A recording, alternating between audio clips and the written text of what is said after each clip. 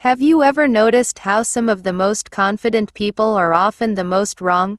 Meanwhile, those who actually know their stuff are quiet, cautious, and full of doubt. Well, there's a name for that. It's called the Dunning-Kruger effect. Discovered by psychologists David Dunning and Justin Kruger. They ran a study and found something pretty wild. People who scored the lowest on tests of logic, grammar, and humor also dramatically overestimated their own performance. In simple terms, the less you know, the more you think you know.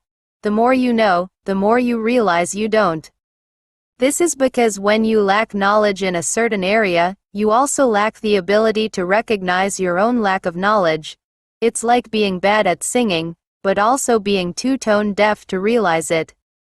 Let's break down the curve. When you first learn something new, say, a little about nutrition, psychology, or crypto, you get this burst of confidence. I got this. Welcome to Mount Stupid.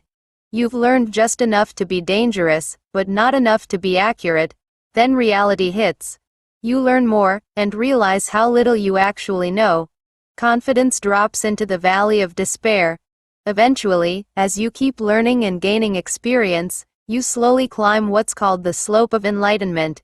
You might not feel like an expert, but ironically, that's often when you've become one. We see this everywhere. Someone watches a few YouTube videos and now they're a fitness guru. A person reads a motivational quote and thinks they can coach others on life.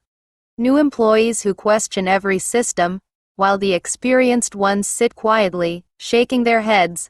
And on the flip side, true experts tend to use words like, "it depends," or, "I could be wrong," but because they know how complex things really are.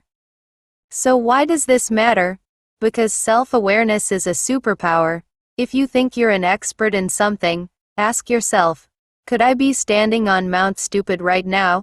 And if you don't feel confident, that might actually be a good sign. It means you're learning. You're growing. Being aware of this curve helps you stay humble, open-minded, and curious, which is how real growth happens. So here's your brain fuel takeaway. Don't confuse confidence with competence. Question your own knowledge, and never stop learning. Challenge. This week, notice where you might be overconfident.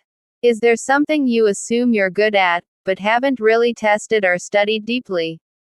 Catch it, reflect on it, then grow from it. Subscribe for more whiteboard wisdom to level up your mindset, productivity, and life.